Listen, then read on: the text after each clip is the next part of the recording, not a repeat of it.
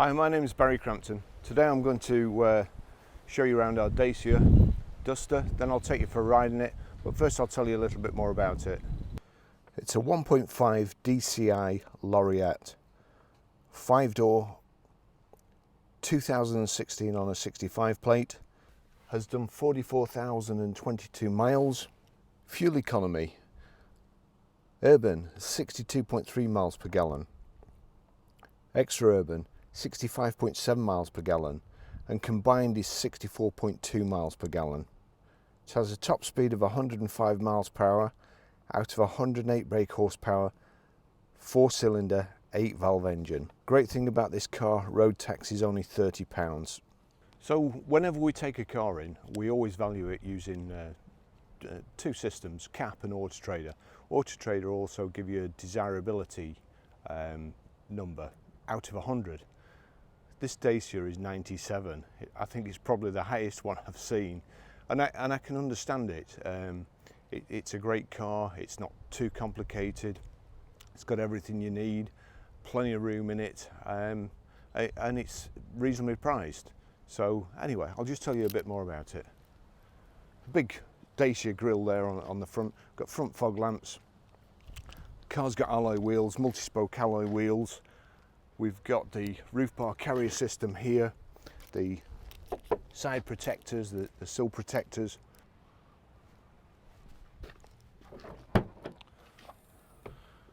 Massive boot, the rear load cover here as well, hard rear load cover. Goes right the way back in there. 60/40 split rear seat, nice flat load area as well. Couple of good touches to say, if I just let this down, just inside here on the back, there's a power socket, cigarette lighter socket as they used to be known. So just a couple of simple little things on this car, but really handy. And when you've had them, you kind of miss them.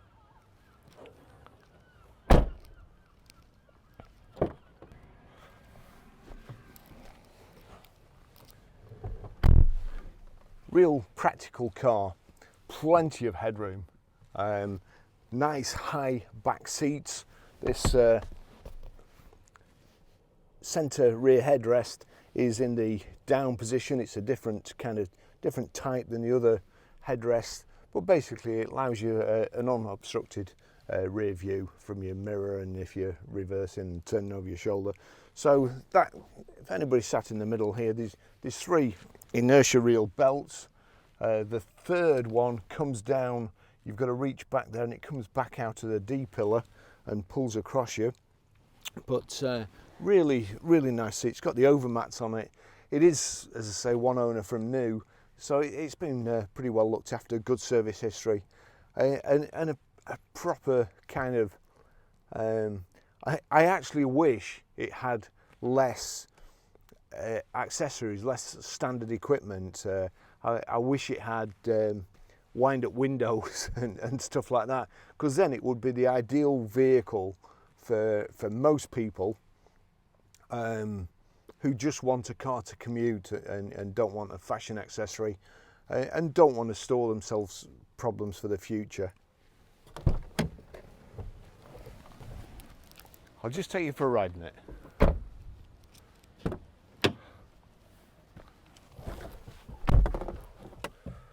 Got two remote keys here and a proper ignition lock. And I'm just going to actually set off before this wagon comes.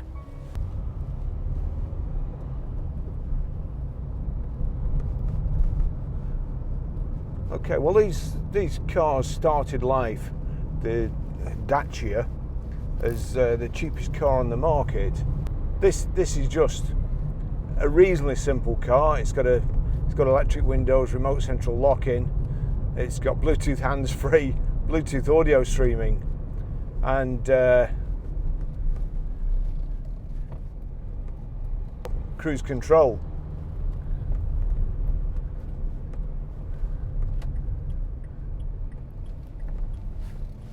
There is a place in the market for a car with none of those things.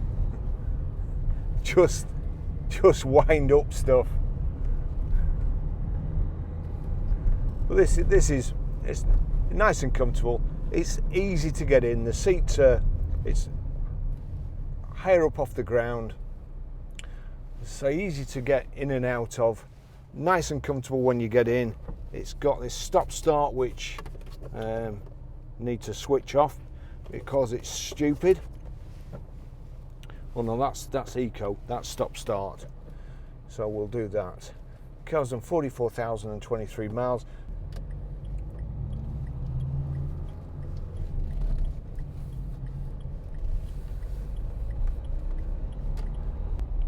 It has the roof bar carrier system on the outside. It's a good general purpose car and good value for money. And according to Auto Trader, as I said before, it's possibly the most sought after vehicle and fastest seller, because we make money by turning over an amount of money. It's no good getting a car and then keeping it for months. We've got to keep them moving, sell them quickly, and make that money work for you. So in theory, rather than us keep buying Range Rovers, which we sell very quickly, to be fair, probably quicker than most people, because we're now known for Range Rovers. But this Dacia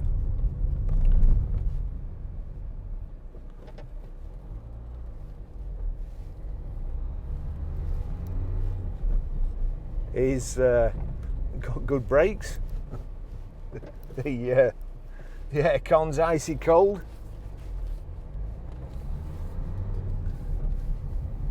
It's very, very good on fuel, and I'm quite intrigued as to how the urban, extra urban, and combined are all within a couple of miles per gallon.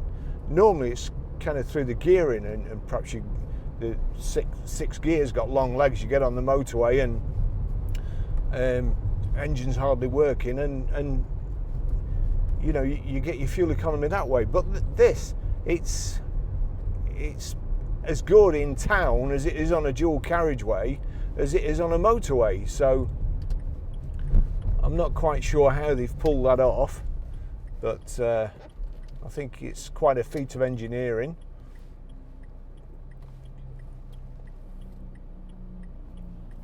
We've also got the electric door mirrors.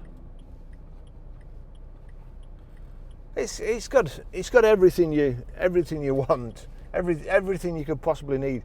It's a good specification. Let's just say. So it's just height adjustable.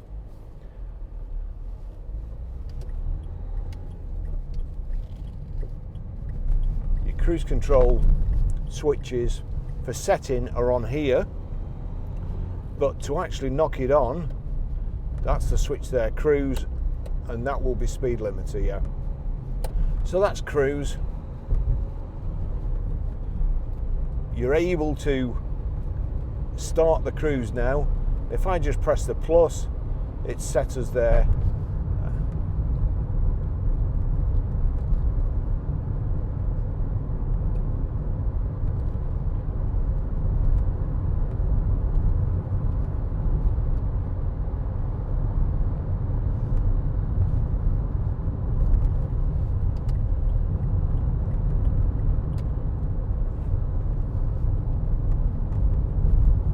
Keeping us at a steady speed.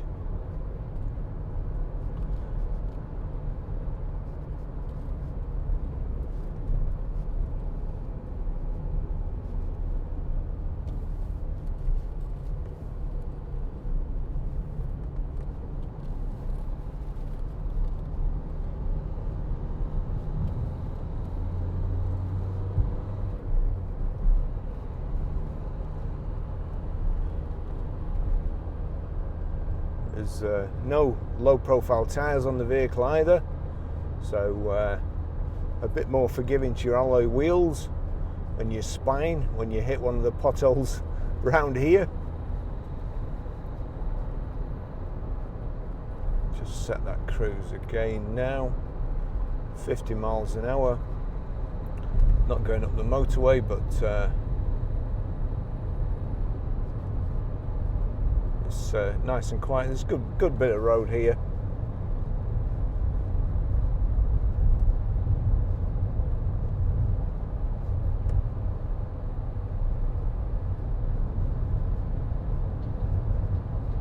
This will be interesting.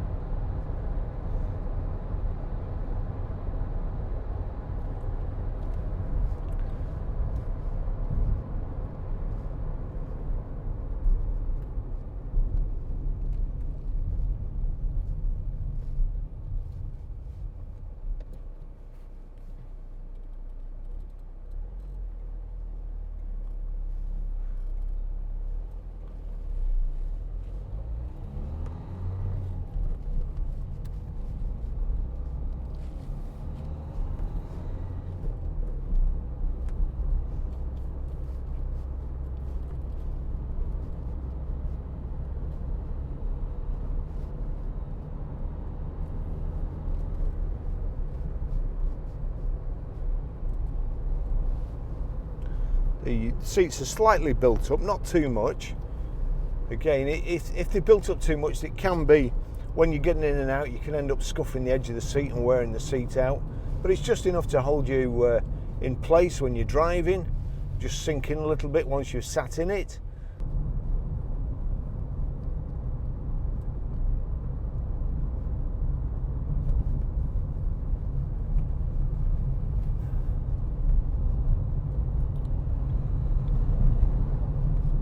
Six-speed box, proper handbrake.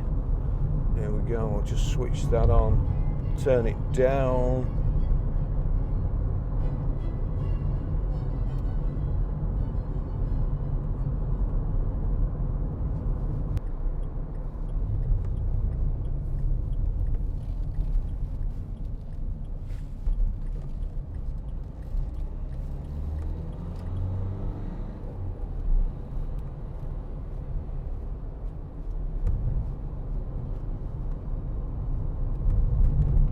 Your instrument display there. On the left hand side you've got rev counter, in the centre your speedo, and on the right hand side your information display. And if you're just pressing the end here, that's showing you how much fuel you've got in, how far you can go before you need to fill up.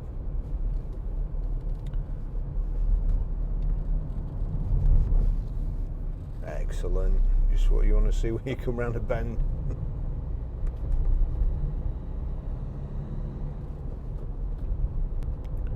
It's actually showing it's averaging 54.2 miles per gallon.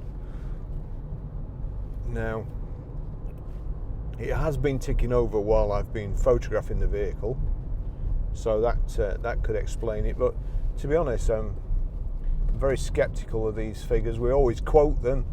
We don't make the figures up. They're published figures.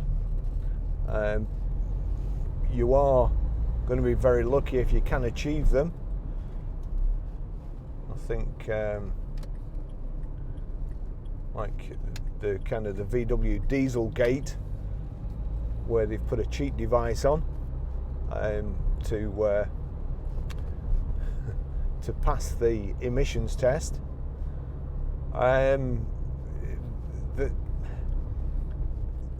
They get a big fine for doing that, but yet when all the manufacturers do the fuel economy tests, they take everything out and tape stuff up, and take door mirrors off and anything that causes wind resistance, and then people are surprised when they can't get those fuel economy figures.